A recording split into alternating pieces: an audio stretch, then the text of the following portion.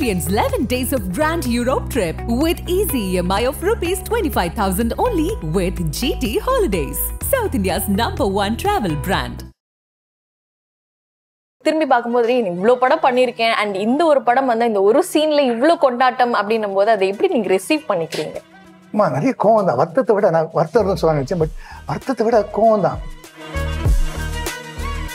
ஏன் தமிழ் மக்கள் என்னை ஒரு நடிகனா கொண்டாடலை, என்னை ஏன் வந்து ஒதுக்கிட்டாங்க, ஏன் நமக்கு வாய்ப்புகள் வரல அப்படின்னு ரொம்ப வருத்தப்பட்டேன். ஸோ லைக் ஏன் நீங்க வந்து தமிழ் சினிமால லைக் நிறைய படங்கள் பண்ணல, தெலுங்குக்கு அப்படியே லைக் ஷிஃப்ட் ஆன மாதிரி ஒரு ஃபீல் இருந்தது இல்லையா? அந்த ஒரு டிரான்ஸ்போர்டேஷன் எதனால நடந்ததுன்னு நினைக்கிறீங்க? அவள் ஒரு வாரம் ஒரு படம் பண்ணேன். அதுக்கப்புறம் 13 படம் வருது. பட் கரெக்டாக அப்போ தான் டேட் கிளாஷ். நான் கேட்குறக்கு சம்பளம் தர மாட்டேங்கிறாங்க. தெலுங்கு எனக்கு நல்லா போயிட்டு இருக்கு. அப்புறம் நம்ம டிவி பண்ண உடனே முடிவே பண்ணிட்டாங்க, இந்த ஆள் வந்து இனிமேல் டிவி தான், இனிமேல் இவர் சினிமாக்கெல்லாம் லாய்க்கு இல்லை அப்படின்னு நம்மளை ஒதுக்கிட்டாங்க. அவங்களுடைய கமெண்ட்ஸ்ல வந்து கீழே நம்ம பார்க்கும்போது லைக் இவர் வந்து நிறைய பேர் அதே ஏஜ்ல இருக்கிறவங்கள தாத்தா அப்பா அப்படியெல்லாம் சொல்றாங்க. பட் ஆனால் இவங்க ஏஜ் மட்டும் ஏன் ஒத்துக்கவே மாட்டேங்கிறாங்க? என்ன பாருங்களேன், சொல்லு அழகா இருக்குன்னு இல்லையா? நீ உண்மையை சொல்லு, என்னை பார்த்தா ஒரு தாத்தா, ஒரு அப்பா, ஒரு கிழவன் அப்படின்னு பார்க்குற மாதிரி இருக்கா? இல்ல இல்ல,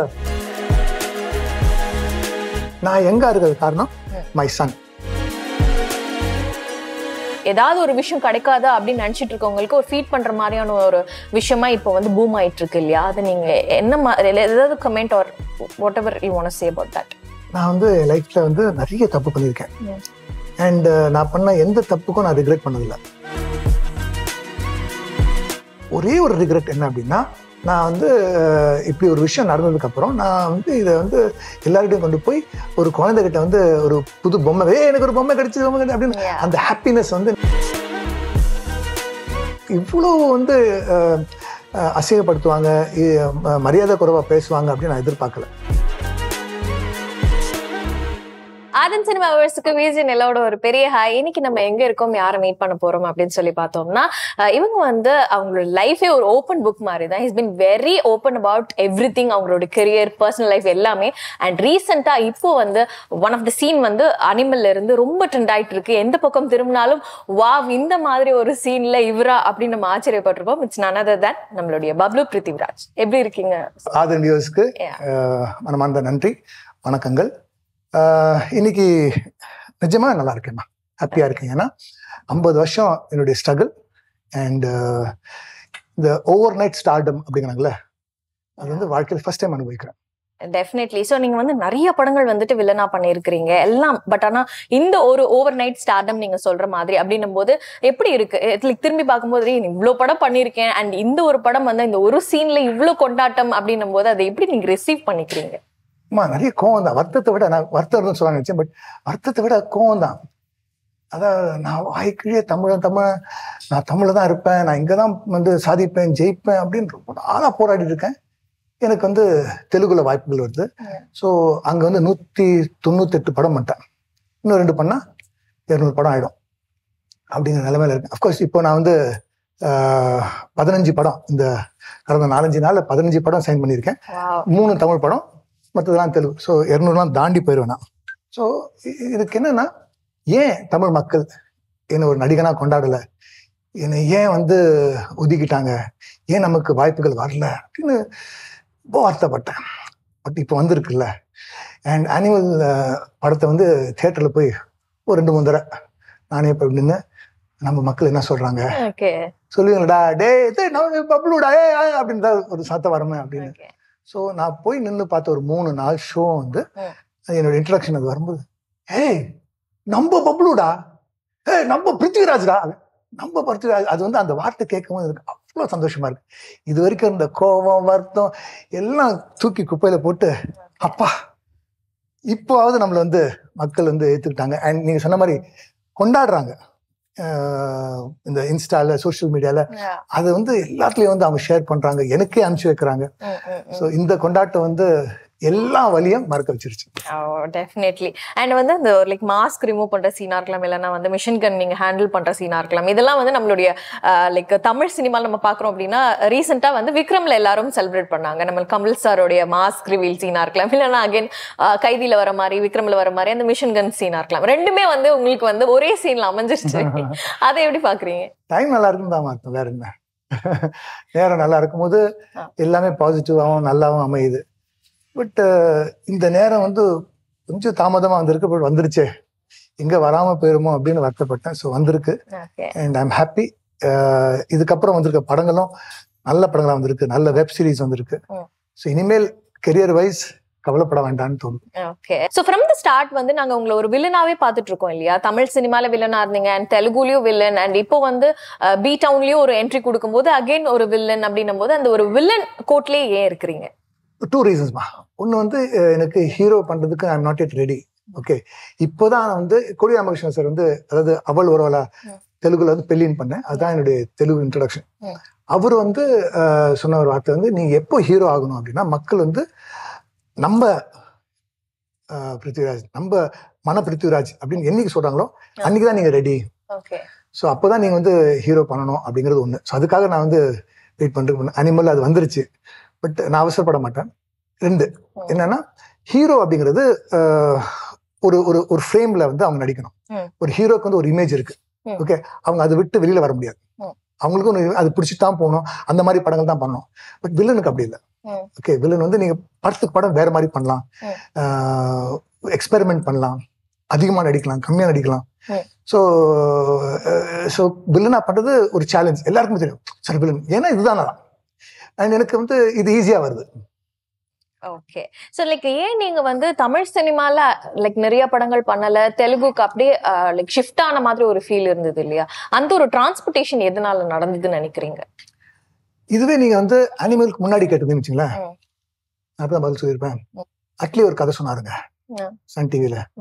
என்ன அப்படின்னா, ஒரு பொண்ணு வந்து அவங்க அப்பா கிட்ட போகுது, அவங்க அப்பா வந்து ஒரு வாட்சை கொடுத்து, இது கொண்டு போய் இந்த புரோக்கர் இருக்காங்க, இந்த பான் புரோக்கர், அதாவது இந்த மார்வாடி இருக்காங்களா, அவங்க கிட்ட மறுபடியும் கதை சொல்றேன், கிளியரா சொல்றேன். அட்லி வந்து ஒரு கதை சொன்னாருங்க. என்ன அப்படின்னா, ஒரு அப்பா வந்து அவங்க பொண்ணை கூப்பிட்டு, இது ஒரு பழைய வாட்ச் என்கிட்ட இருக்குல்ல, இந்த ரோலெக்ஸ் வாட்ச், இது போய் இந்த மார்வாடி கடை இருக்குல்ல, அவங்க கிட்ட போய் இது எவ்வளவுக்கு எடுத்துப்பான்னு கேளுங்க. சரிப்பா, மறுபடியும் 20 ரூபாய் தரேன் அப்படின்னு. ஓகே, அப்பா அந்த கடையில இந்த பழைய வாட்ச் 20 ரூபாய் தரங்கிறான்ப்பா. அப்படியாம்மா, சரி நாளைக்கு வந்து இது கொண்டு போய் ஒரு வாட்ச் கடையில காட்டு. ஸோ வாட்ச் கடையில் போய் காட்டினா அவங்க பார்த்துட்டு, ரொம்ப பழைய வாட்சா இருக்கு, ரோலெக்ஸா இருக்கு, 200 ரூபாய் தரங்க. அப்போ 200 ரூபாய் தரங்கிறான்ப்பா அப்படின்னா. அப்புறம் வந்து சரி, அந்த இதுல வந்து ஒரு வாட்ச் மியூசியம் இருக்குல்ல, அங்க போய் இதை காட்டுங்க. அவன் பார்த்துட்டு, இதுக்கு நான் 2 லட்சம் ரூபாய் தரேன், கொடுத்துறியா அப்படின்னு கேட்டாங்க. ஸோ மாரல் என்ன அப்படின்னா, எங்க உங்களுக்கு உங்களுடைய அருமை அதிகமா இருக்கோ, உங்க அருமை யாருக்கு தெரிஞ்சிருக்கோ அங்கதான் நீங்க இருக்கணும். ஸோ என் அருமை வந்து தெலுங்கு ஆடியன்ஸ் தெரிஞ்சிருக்கு, உங்களுக்கு தெரியல அப்படி இப்படின்னு கோவத்துல பேசியிருப்பேன். பட் அது உண்மை இல்லை. என்ன அப்படின்னா, அவள் ஒருவளான்னு ஒரு படம் பண்ணேன். அதுக்கப்புறம் 13 படம் வருது. பட் கரெக்டா அப்பதான் டேட் கிளாஷ், நான் கேட்கறதுக்கு சம்பளம் தர மாட்டேங்கிறாங்க, தெலுங்குல எனக்கு நல்லா போயிட்டு இருக்கு. ஸோ நம்ம இங்க நல்லா இருக்கும் போது நம்ம ஏன் அங்க போய் கம்மி விலைக்கு நடிக்கணும், அண்ட் நான் ஏன் இந்த காம்ப்ரமைஸ் பண்ணி இந்த டேட்டை பிடிங்க அங்க கொடுத்து. ஆனா ஒரு 13 படம் மிஸ் ஆகுது. அதனால ஒரு பெரிய கேப், தமிழ்ல நம்ம காணாம போயிட்டோம். ஸோ இதெல்லாம் வந்து இப்படி நடக்கணும் அப்படிங்கிறது அதான் ஃபேக்ட். அதுக்கப்புறம் வாய்ப்புகள் வரல, என்னை வந்து ஒதுக்கிட்டாங்க. அப்புறம் நம்ம டிவி பண்ண உடனே முடிவே பண்ணிட்டாங்க, இந்த ஆள் வந்து இனிமேல் டிவி தான், இனிமேல் இவர் சினிமாக்கெல்லாம் லாய்க்கு இல்லை அப்படின்னு நம்மளை ஒதுக்கிட்டாங்க. ஒண்ணு. அதுக்கப்புறம் வந்து டிவியில நான் வந்து ஒரு விஷயம் வந்து ரொம்ப பாப்புலர் ஆயிடுச்சுன்னு, ஏன்னா டிவி வந்து வெரி பவர்ஃபுல் மீடியா. ஓகே, அதுல வந்து டிவி நடிக்கிறவங்க வந்து இலகனமா பாக்குறது உண்டு. ஆனா பெரிய பெரிய டைரக்டர்ஸ் ப்ரொடியூசர்ஸ் வந்து எல்லாருமே டிவி பார்ப்பாங்க. அதுல என்ன நடக்குது, என்ன சீரியல் நடக்குது, என்ன யார் என்ன ஆக்ட் பண்ணா எல்லாமே அவங்களுக்கு தெரியும். அப்படி இருக்கும். ஸோ அவங்க வந்து எல்லாரும் பார்த்துட்டு, சரி ஒரு நல்லா நடிக்கிறாரு, இந்த சீரியல் நல்லா போகுது, கேளுப்பா அவர் அப்படின்னு ஃபோன் பண்ணி கேட்பாங்க. நம்ம வந்து ஐயோ அப்படியா அப்படின்னா, சரி ஹீரோக்கு ஃபாதர் இல்லப்பா, நான் ஃபாதர் பண்ண மாட்டேன். சரி ஹீரோயினுக்கு ஃபாதர் இல்லப்பா, சார் காமெடியனுக்கு ஃபாதர். என்ன இது காமெடியனுக்கு ஃபாதராப்பா? ஒருத்தர் வந்து நான் சொன்னேன் அப்பா கேரக்டர் பண்ணுவேன். சார் அப்பா இல்லை சார், தாத்தா கேரக்டர் சார். அந்த ஆளு கெட்ட வார்த்தைலாம் திட்டினான். ஓகே, இந்த மாதிரி அந்தந்த பீரியட்ல அப்படி போய் அப்படி நடக்கணும் அப்படிங்கிறது விதி. ஓகே. ஸோ இன்னைக்கு அனிமல் ஹிட்டுக்கு அப்புறம் 15 படம் ஒத்துக்கிட்டேன். இனிமேலும் ஒத்துப்பேன். அதுல வந்து 3 தமிழ் படம், மீதியெல்லாம் Telugu. Okay, very nice. Actually இப்போ நீங்கள் சொல்லிட்டு இருக்கும்போது நீங்கள் சொல்லியிருந்ததுனால அதுலேருந்து ஒரு கொஷின் நான் கேட்குறேன்.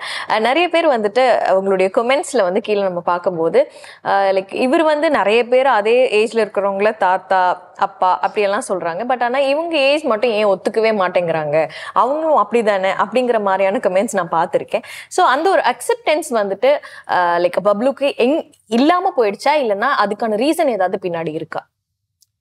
என்ன பாருங்களேன், சொல்லு, நான் அழகா இருக்கேன் இல்லையா? நீ உண்மையை சொல்லு. என்ன பார்த்தா ஒரு தாத்தா, ஒரு அப்பா, ஒரு கிழவன் அப்படின்னு பாக்குற மாதிரி இருக்கா? இல்ல இல்ல. ஓகே. இல்ல இல்ல இல்ல இல்ல. இது வந்து காமெடி. சீரியஸா சொல்லட்டுமா?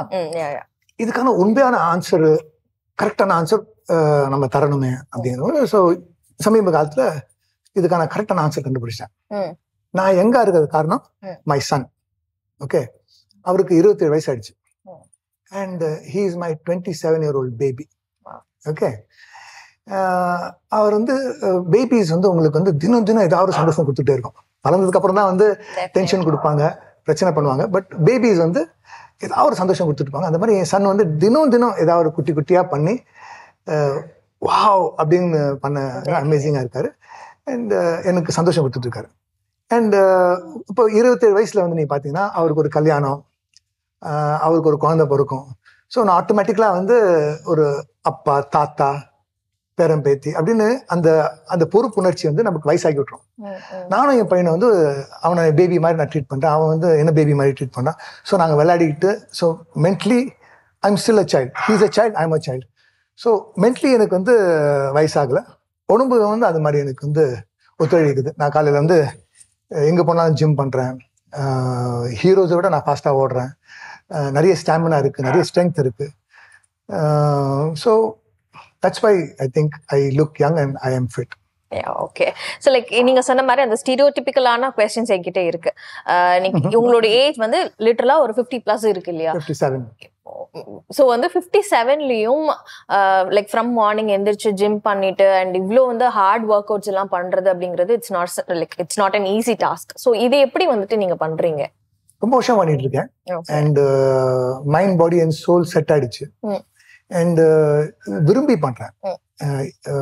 அண்ட் இதுக்கான நான் வந்து ஃபார் எக்ஸாம்பிள் இன்னைக்கு வந்து நம்ம வந்து பியாண்ட் ஃபிட்னஸ் ஜிம்ல இருக்கோம். ஓகே, சென்னையில வந்து முந்தி மாதிரி இல்லை. இப்போ வந்து they have premier gyms. Okay, with best of equipments. நான் மலேசியாவில் போய் இப்போ ஒரு மாசம் இருந்தேன்.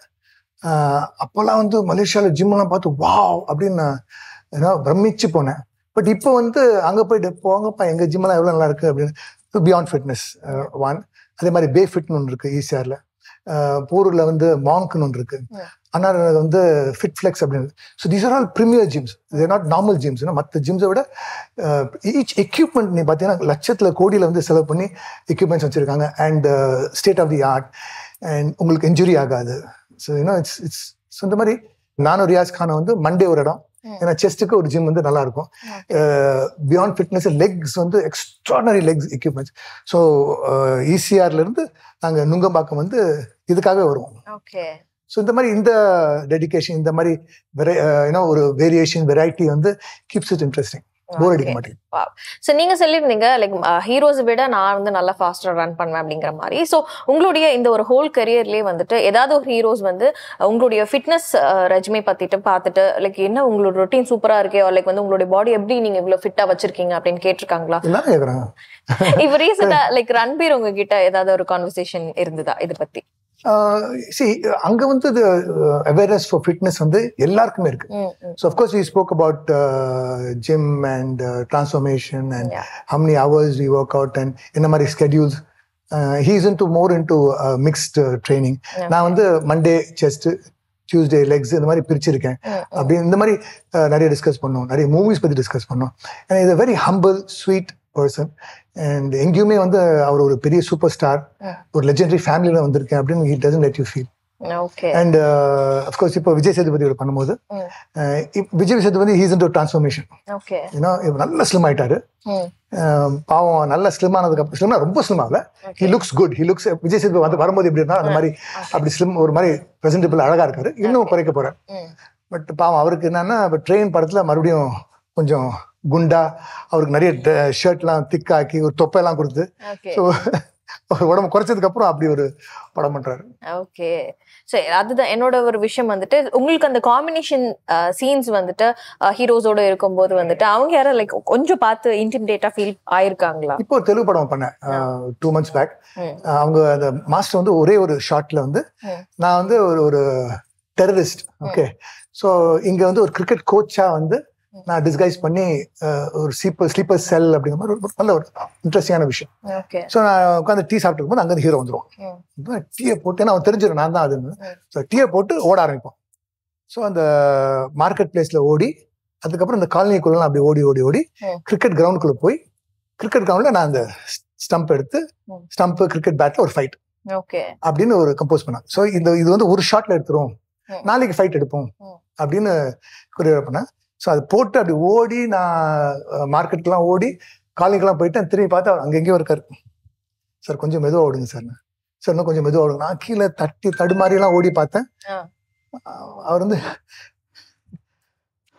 அப்படியே அந்த கொஞ்சம் பாதி தூரம் போயிட்டு அப்புறம் அதை பிரேக் பண்ணி நாங்கள் துண்டு துண்டாக தான் எடுத்தோம். சிங்கிள் ஷாட் எடுக்க முடியல. அவர் வந்து சார் கேட்குறாரு, சார் நீங்க ரொம்ப வருஷமா ஜிம் பண்றீங்க சார், அதனால தான் சார் உங்களுக்கு ஸ்டாமினா இருக்கு அப்படின்னு. நான் சொன்னேன் இல்லப்பா, ஸ்டாமினாங்கிறது உடம்புல இல்ல மைண்ட்ல இருக்கணும் அப்படின்னு. ஓகே. ஸோ நீங்க தெலுங்கு படம் அப்படிங்கிற விஷயம் நம்ம பேசிட்டு இருக்கோம், அகைன் வில்லனா பேசிட்டு இருக்கோன்றதுனால தமிழ் ஆடியன்ஸ் வந்துட்டு தெலுங்கு படம் பார்க்கவே இல்லைன்னா கூட அண்ட் ரீசெண்ட் டைம்ஸ்ல வந்து நம்ம லைக் ஒரு பர்டிகுலர் ஓடிடியில கிரிக்கெட் லைவ் பாக்குறாங்க அப்படின்னா உங்களுடைய படத்தோடைய அந்த ஒரு ஆட் தான் நடுவில் வந்துகிட்டே இருக்கும். ஸ்கந்தா படத்தோடைய லைக் வந்துட்டு தாண்டி வருவேன்டா, கேட்டு தாண்டி வந்து நிப்பேன்டா, லைக் ரிப்பீட்டட்லி நாங்க வந்து அதை பார்த்துட்டே வேற வழியே கிடையாது, லைவ் பார்க்கணும்னா உங்களோட ஆட் பார்க்கணும்ன்ற மாதிரிதான் இருந்திருக்கும். சோ அந்த படம் ஏன்னா தெலுங்கு ஆடியன்ஸ் ரிசீவ் பண்றது வேற மாதிரி இருக்கும் அண்ட் தமிழ் ஆடியன்ஸ் வந்து அதை ரிசீவ் பண்றது வேற மாதிரி இருக்கும். அந்த ஆட் வந்ததுக்கு அப்புறமா நிறைய பேர் வந்து படத்தை ட்ரோல் பண்ண ஆரம்பிச்சிட்டாங்க. லைக் நீங்க அதை என்ன நினைச்சு பண்ணீங்க அண்ட் இப்போ தமிழ் ஆடியன்ஸோட ரியாக்ஷன் எப்படி இருக்கு, அது நீங்க எப்படி பாக்குறீங்க? அந்த ஹீரோ வந்து அங்க தெலுங்குல வந்து is dynamic handsome chocolate boy. அவர் வந்து அவருடைய இமேஜை மாத்தி ஒரு ஆக்ஷன் ஹீரோவா வர்றாரு, டபுள் ஆக்டிங் பண்றாரு. பட் போகிப்பட்டி சீனு அவர்கள் டைரக்டர் இருக்காருல்ல, பேசிக்லி அவர் வந்து he's a star maker. Okay, அந்த பையன் ஹீரோ சூப்பர் ஸ்டார் அது வேற. பட் வில்லன்ஸ் இருக்கார்ல, இந்த படத்தை அவர் இன்ட்ரடியூஸ் பண்ற வில்லன்ஸ், அவர் படத்தில் நடிக்கிற வில்லன்ஸ்க்கெல்லாம் வந்து நிறைய இம்பார்ட்டன் கொடுப்பாரு. அப்படிதான் இன்னைக்கு ஜெகபதி பாபு எவ்வளவு பெரிய வில்லனா இருக்கு காரணமே அவரு லெஜெண்ட் அப்படி ஒரு படத்துல அவர் வந்து அவருக்கு ரீ லைஃப் கொடுத்து. ஸோ அவரு என்ன கூப்பிட்டு இந்த படத்துல வந்து நீங்க இது பார்ட் 1 பார்ட் 2 பண்றோம், பார்ட் 2ல வந்து நீங்க மெயின் வில்லன். ஓகே, இது வந்து உங்களுக்கு ஒரு இன்ட்ரடக்ஷன் மாதிரி தான் இந்த ஃபர்ஸ்ட் பார்ட் அப்படின்னு சொல்லி. ஸோ பார்ட் 2ல I'm the main villain that. And இது வந்து ஒரு பொலிட்டிக்கல் வில்லன். எனக்கு வந்து நீங்க தான் மைண்ட்ல இருந்தீங்க, நீங்க இதை நல்லா பண்ணுவீங்க அப்படின்னு. ஸோ இட் வாஸ் இது வரைக்கும் நான் அவர் பண்ணாத ஒரு சேலஞ்ச். ப்ளஸ் அவர் கூட நடிக்கிறதுங்கிறது கொஞ்சம் ஒரு டஃப்பான ஜாப். ஏன்னா அவர் ரொம்ப கியூட்டா வந்து யாராவது திட்டினா கூட எப்படி திட்டுவாரு, அது வந்து பிருத்திஜி ஒன் மோர், பிருத்திஜி நீங்க நல்லா பண்ணுவீங்க, எனக்கு தெரியும் நீங்க நல்லா பண்ணுவீங்க, ஒன் மோர் பண்ணலாம் அப்படின்னா நீங்க நல்லா பண்ணணும்னு அர்த்தம். சரி sir, sorry sir, sir sir கொஞ்சம் ஃபாஸ்ட்டாக ஓடிட்டேன் சார், கொஞ்சம் மெதுவாக பேசுறேன் சார் அப்படின்னு. இந்த மாதிரி நமக்கு தெரியும் இதை தப்பு. ஸோ ஒன் மோர் கேட்டால் அப்படிதான் கேட்பார். ஸோ வந்து அப்படி அழகாக புரிஞ்சு he will take the best out of you. And Skanda வந்து ஒரு பெரிய ஹிட் தெலுங்குல, அட்லீஸ்ட் தமிழ்ல பெரிய, தெலுங்குல ஒரு பெரிய ஹிட், பிக் கலெக்ஷன். ஸோ இப்போ நீங்க பார்த்தீங்கன்னா டைம் நல்லா இருக்கனால ஸ்கந்தா அங்கே நல்லா ஓடிட்டு இருந்தது. அதுக்கப்புறம் ஒரு நான் சொன்னேன் இந்த மாதிரி ஒரு ஹாட் ஸ்டாருக்காக ஒரு வெப் மூவி பண்ணோம், மாவூர் புலிமரா அப்படின்னு. பார்ட் 1 வந்து ஹாட் ஸ்டார் நல்லா போச்சு, நிறைய அது ஸ்ட்ரீமிங் பார்த்து. So it was a popular web movie. So அது பார்ட் 2 பண்றாங்க. பார்ட் 2 பண்ணி அதுல வந்து அந்த கதையில வந்து ஏய் இது மட்டும் சாபுக்கு தெரிஞ்சது, ஏய் சாப் வருவாடா, சாப் மட்டும் வந்துட்டாருன்னா, சாப் வந்துட்டாருன்னா சாப் த்ரூ அவுட் அந்த சாப் பத்தி பேசுவாங்க, நான் தான் அந்த சாப். ஓகே, ஸோ லாஸ்ட் சீன்ல வந்து டமா ஷூட் பண்ணி அதெல்லாம் பண்ணி அந்த படம் வந்து என்னோட முடியும். அதான் let's begin, let the games begin அப்படின்னு முடிப்பேன். கட் பண்ணா lead to part 3. So part 3ல வந்து அகெயின் அந்த மெயின், நானும் ஜேடி சக்கரி தான் மெயின். நல்லா பண்ணோமே, நல்லா எடுத்தாங்களே, ஏன் வந்து இது வரைக்கும் ஹாட்ஸ்டார்ல வரல அப்படின்னு ஒருவேளை சரியா வரலையோ. ஏன்னா ஷூட்டிங்ல பண்ணும்போது நல்லா இருக்கும், நம்ம என்ஜாய் பண்ணிருப்போம். ஒருவேளை சேனல் வந்து ஏதாவது குறை கண்டுபிடிச்சு அது ஒதுக்கி வச்சிட்டாங்களா அப்படின்னு பார்த்தா இல்ல, அவங்களுக்கு ரொம்ப பிடிச்சி போய் இது நீங்க தியேட்டர் ரிலீஸ் பண்ணுங்க அப்படின்னு சொல்லி தியேட்டர் ரிலீஸ் பண்றாங்க. சரி சும்மா ஒரு 3 days 5 days Saturday Sunday ஓட்டுவோமே அப்படின்னா ஒரு மாசமா ஹவுஸ்ஃபுல்லா ஓடுது. ஸோ அதுவும் நல்லா போயிட்டு இருக்கு. ஏன்னா ஸோ டைம் நல்லா இருக்கும்போது பாருங்களேன் எல்லாமே அப்படி ஒர்க் அவுட் ஆகுது. ஸோ 2 பெரிய ஹிட். இப்போ animal super duper hit. And நிறைய கமெண்ட்ஸ்ல நம்ம பார்க்கும்போது படம் ரொம்ப சூப்பரா இருக்கு அண்ட் நிறைய மிக்ஸ்ட் ரிவ்யூஸ் எல்லாம் இருக்கு. பட் ஆனா இந்த ஒன் திங் வந்துட்டு ரிப்பீட் ஆயிட்டு இருக்குது அப்படின்னு பார்த்தோம்னா படம் வந்து லைக் மிசாஜினிஸ்டிக்கா ஒரு ஃபீல் இருக்கு அப்படின்ற மாதிரி. பிகாஸ் அர்ஜுன் ரெட்டி ஆல்சோ அந்த மாதிரி ஒரு ஃபீல் இருந்ததுன்னு நிறைய பேர் பேசினாங்க. இல்ல அகைன் வந்து அனிமலும் கொஞ்சம் அந்த ஷேட்லயே இருக்க மாதிரி ஒரு ஃபீல் இருக்கு. ஸோ நீங்க அதை எப்படி பாக்குறீங்க? என்கிட்ட வந்து ஹாப்பியஸ்ட் டே அண்ட் சேடஸ்ட் டே எல்லாம் கேட்டாங்க. இந்த மாதிரி உங்களை மாதிரி கேட்கும்போது மை சேடஸ்ட் டே வந்து December 1. ஓகே, ஏன்னா அனிமல் அந்த December 1 ரிலீஸ் ஆகும் அப்படின்னு அதுக்காக என் லைஃபே நான் வந்து அதை நோக்கி தான் வச்சிருக்கேன். அனிமல் வரட்டும், அனிமலுக்கு அப்புறம் பாருங்க நான் அனிமல் வந்து ஒரு என்னுடைய லுக் என்னுடைய இது அது அப்படின்னு அதுக்காக வெயிட் பண்ணி December 1 6 மணி காலைல ஃபர்ஸ்ட் ஷோ. அன்னைக்கு பூரா பார்த்தா கமெண்ட்ஸ் எல்லாம் வந்து இதே தான். இந்த மாதிரி கிரிட்டிக்ஸ் இது எழுதுறாங்க, அது எழுதுறாங்க, இது பண்றாங்க, லொசுக்கு என்னமோ சொல்றாங்க. ஸோ மனசு உடைஞ்சு போச்சு. சே நம்ம எவ்வளோ எதிர்பார்த்தோமே, ஸோ இந்த படம் வந்து தப்பு பண்ணிருமோ அப்படின்னு. ஆனா December 2 அப்படியே மாறி world wide super collection. December 3, December 4, December 5 அப்படின்னு இன்னைக்கு வந்து 700+ crores 800 crores டச் பண்ணுது. இது 1300 கோடி போகும் அப்படின்னு எக்ஸ்பெக்ட் பண்றாங்க. ஸோ நீங்கள் எண்ட் ஆஃப் த டேமா ஒரு படத்துக்கு வந்து நீங்கள் எவ்வளவோ குற்றங்கள் குறைகள் கண்டுபிடிச்சாலும் படம் ஹிட்டா, தட்ஸ் ஆல் மேட்டர்ஸ். ஏன்னா ஸோ நீங்க வந்து லைக் உங்களுடைய லைஃப் எப்பவுமே ஓப்பன் புக்கா இருக்கு. I'm nowhere in a place to question about that. ஏன்னா பட் ஆனா உங்களுடைய பர்சனல் லைஃப் வந்து நீங்க பப்ளிக்கா நிறைய விஷயங்கள் பண்ணதுனால நிறைய பேருக்கு இந்த கொஸ்டின் இருக்கு. நீங்க நிறைய இன்டர்வியூஸ் ஆன்சர் பண்ணிட்டீங்க. பட் வந்து எனக்கு இது கேட்கணும்னு இருக்கு. பிகாஸ் நிறைய பேர் வந்து உங்களை செலிப்ரேட் பண்ணாங்க அப்படின்னாலும் உங்களுடைய லைக் வந்து டவுன்ஃபால்காக வெயிட் பண்ணிட்டு இருந்தவங்களும் நிறைய பேர் இருக்கிறாங்க. அப்படி இருக்கும்போது நிறைய டேக்லைன்ஸ் நம்ம பாக்குறோம். ஆசை 60 நாள், மோகம் 30 நாள், இல்லைன்னா வந்துட்டு லைக் உனக்கு 20 எனக்கு 50, இந்த மாதிரி நிறைய விஷயங்கள் நம்ம எல்லாம் பாக்குறோம் இல்லையா? அப்படி இருக்கும்போது லைக் இதெல்லாம் நிலைக்காதுன்னு எனக்கு தெரியும். இந்த மாதிரி கமெண்ட்ஸ் எல்லாம் பார்க்கும்போது லைக் உங்களுடைய பிரேக்கப் அப்படிங்கிறது ஏதாவது ஒரு விஷயம் கிடைக்காதா அப்படின்னு நினைச்சிட்டு இருக்கவங்களுக்கு ஒரு ஃபீட் பண்ற மாதிரியான ஒரு விஷயமா இப்போ வந்து பூம் ஆயிட்டு இருக்கு இல்லையா? அது நீங்க என்ன ஏதாவது comment R what ever you want to say about that? நான் வந்து லைஃப்ல வந்து நிறைய தப்பு பண்ணியிருக்கேன். அண்ட் நான் பண்ண எந்த தப்புக்கும் நான் ரிக்ரெட் பண்ணதில்லை. ஓகே, அண்ட் நான் விரும்பி தான் அது பண்ணேன், நான் வேணும் தான் அது பண்ணேன். ஸோ என்றைக்குமே நான் வந்து சார் நீங்கள் ஏதாவது விஷயம் மாற்றிக்கணும்னா என்ன, நோ நான் எதுவுமே மாற்றிக்க விரும்பல. நான் இது வரைக்கும் பண்ண எல்லா தப்புகளும் என்னுடைய குற்றம் குறைகள் எல்லாத்தையும் நான் வந்து மறுபடியும் எனக்கு சான்ஸ் அதே தான் பண்ணுவேன். ஓகே, ஸோ பட் ஒரே ஒரு ரிக்ரெட் என்ன அப்படின்னா, நான் வந்து இப்படி ஒரு விஷயம் நடந்ததுக்கப்புறம் நான் வந்து இதை வந்து எல்லார்கிட்டையும் கொண்டு போய் ஒரு குழந்தைகிட்ட வந்து ஒரு புது பொம்மை, எனக்கு ஒரு பொம்மை கிடைச்சது அப்படின்னு அந்த ஹாப்பினஸ் வந்து நான் எல்லாருடையும் ஷேர் பண்ணேன். அண்ட் இது எல்லாரும் வந்து இவ்வளோ வந்து அசிங்கப்படுத்துவாங்க, மரியாதை குறைவாக பேசுவாங்க அப்படின்னு நான் எதிர்பார்க்கல. ஏதாவது கமெண்ட் வரும், ஏதாவது பேசுவாங்க, வயசு வித்தியாசம் தேவையான, பட் இப்படிலாம் கமெண்ட் வந்து எனக்கு வந்து தேவையில்லை. ஏன் இப்படி பேசுகிறாங்க அப்படின்னு ஒஃபெண்டெல்லாம் ஆனேன். சரி என்ன பேசுறதுக்கு அவங்களுக்கு என்ன உரிமை இருக்கு? அவங்க மட்டும் வந்து ஒழுங்கா ஏன் அவங்க கமெண்ட் பண்றாங்க? அவங்க என்ன சாதிச்சிட்டாங்க, அவங்க என்ன பண்ணிட்டாங்க, தட் அவங்க what gives them the right to comment on me? இப்படிலாம் மனசு என்னென்னமோ தோணுச்சு. பட் அப்புறம் என்னன்னா, இல்ல இப்போ நம்ம வாழ்ற அந்த காலங்கள் அப்படி இருக்கு. சோசியல் மீடியால வந்து யார் வேணா, ஏன்னா மூஞ்சி தெரியாது, ஸோ நிறைய கோழைகள் இருக்காங்க, நிறைய வந்து இந்த மாதிரி இதை இப்படி அவங்களுடைய அந்த வக்கர புத்தி, அவங்களுடைய அந்த சீப் மென்டாலிட்டி வந்து வெளிப்படுத்துறாங்க. ஸோ மெச்சூர்டா இருக்கிறவங்க, அழகா இருக்கிறவங்க, நல்லவங்களா இருக்கிறவங்க, அவங்களாம் அவங்க இப்படி பேச தோணாது. இப்படி பேசணும்னா அது அவங்களுடைய குணாதிசயம். அது ஸோ அதை நம்ம மாற்ற முடியாது. பட் அவங்களுக்கு நம்ம ஒரு வாய்ப்பு கொடுத்துட்டோமே, அது தப்பு பண்ணிட்டோம் அப்படின்னு இப்போ நான் அதை ரிக்ரெட் பண்றேன். ஏன்னா நான் பேசாம இருந்தேன்னு வச்சுங்களேன், யாருக்கும் இதை பத்தி தெரிஞ்சிருக்காது, இதை பத்தி யாரும் பேசியிருக்க மாட்டாங்க. ஸோ இனிமேலாவது நீங்க என்ன வேணா கமெண்ட் பண்ணிக்கங்க, நீங்க என்ன வேணா பேசிங்க. அப்படி பேசுறதுனால உங்களுக்கு சந்தோஷம் கிடைக்குதா, உங்க மனசு குளிருதா, பேசுங்கப்பா, என்ன வேணா பண்ணிக்கங்க. பட் நான் இன்னைக்கு சக்சஸ்ஃபுல்லா இருக்கேன், படங்கள் பண்றேன், சம்பாதிக்கிறேன், ஹாப்பியா இருக்கேன், என் பர்சனல் லைஃப்லயும் நான் ஹாப்பியா இருக்கேன். இது பிரேக்கப்பா இல்லையா, இல்ல இது ஒரு பப்ளிசிட்டி ஸ்டண்டா, ஓகே அப்படிங்கிறது நான் வந்து I am not going to comment on that. I am not going to say yes, I am not going to say no. ஏன்னா my personal life is my personal life. Definitely yeah. So இப்போ வந்து இன்னொரு பக்கம் பார்த்தோம்னா 9 வருஷம் வந்துட்டு தன்னுடைய குழந்தை பத்தி பேசாம இருக்கவங்க இப்போ வந்து குழந்தை அப்படின்னு பேசுறதுக்கான reason you take any of my interviews. நான் வந்து ஏன் அப்படின்னா என் பையனுக்கு வந்து 4 வயசு 5 வயசு 10 வயசு 14 வயசு வரைக்கும் இது உங்க சன்னா, உங்க குழந்தையா, இவன் பைத்தியமா, இவன் லூசா அப்படின்னு பேசினவங்க இன்னைக்கு நான் எங்க போனாலுமே ஹவுஸ் யூர் சன், நல்லா இருக்காரா, இப்போ எப்படி இருக்காரு அப்படின்னு உலகம் பூரா வந்து என் குழந்தை அக்செப்ட் பண்ணிட்டாங்க. அதுக்கு ஒரே காரணம் ஏன்னா நான் என்னைக்குமே என் பையனை பற்றி தான் பேசியிருக்கேன்.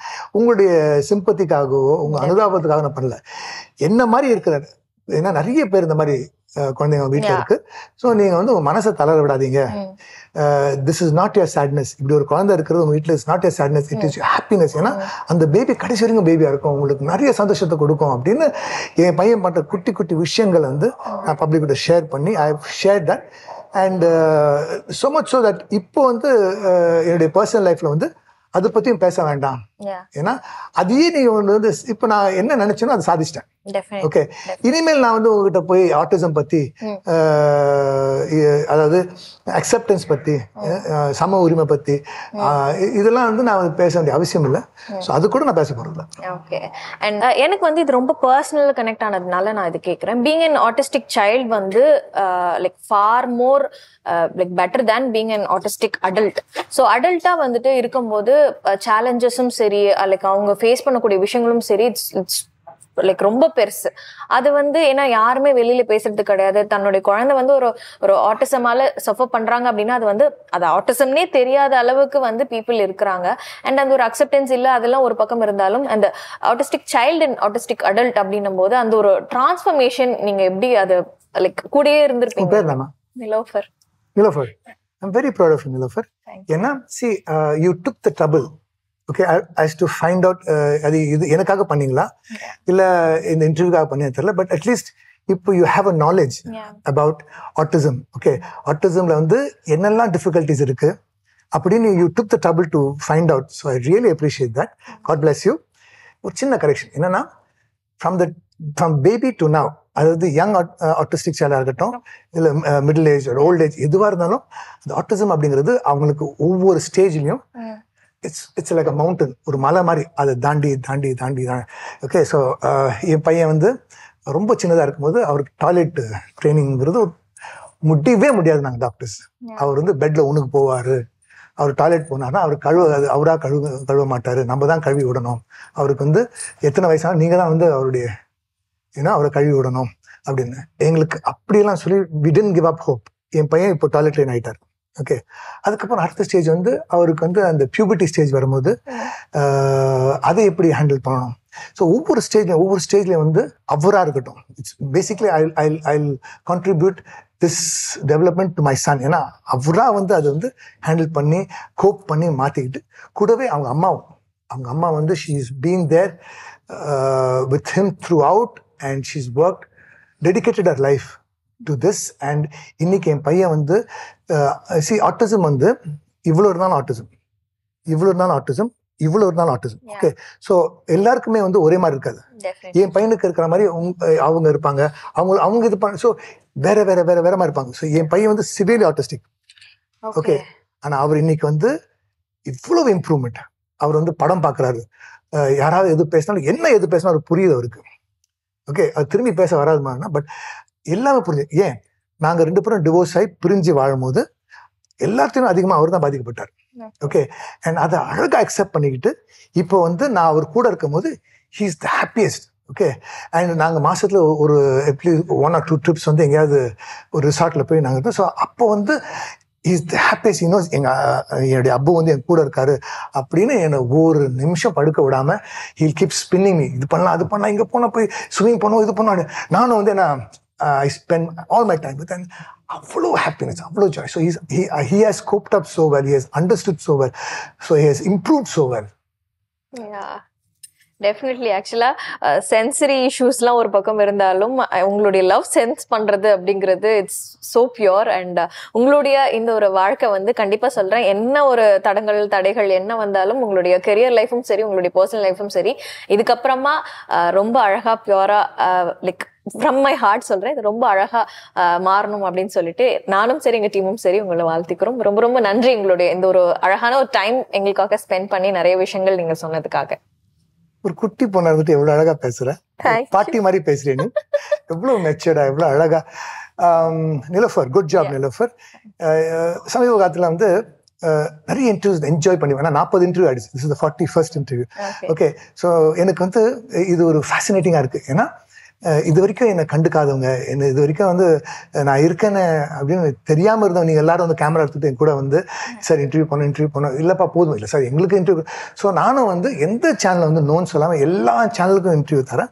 அண்ட் எல்லாருமே வந்து இனிஷியலாக வந்து என் பர்சனல் லைஃப் வந்து ஹைப் பண்ணி அதில் வந்து என்னை காரி துப்பி அப்படியெல்லாம் சென்சிட்டைஸ் பண்ணி அதை வச்சு நம்ம வந்து டிஆர்பி ஏற்றுவோம், வியூவர்ஷிப் ஏற்றுவோம் அப்படின்னு நிறைய ட்ரை பண்ணாங்க.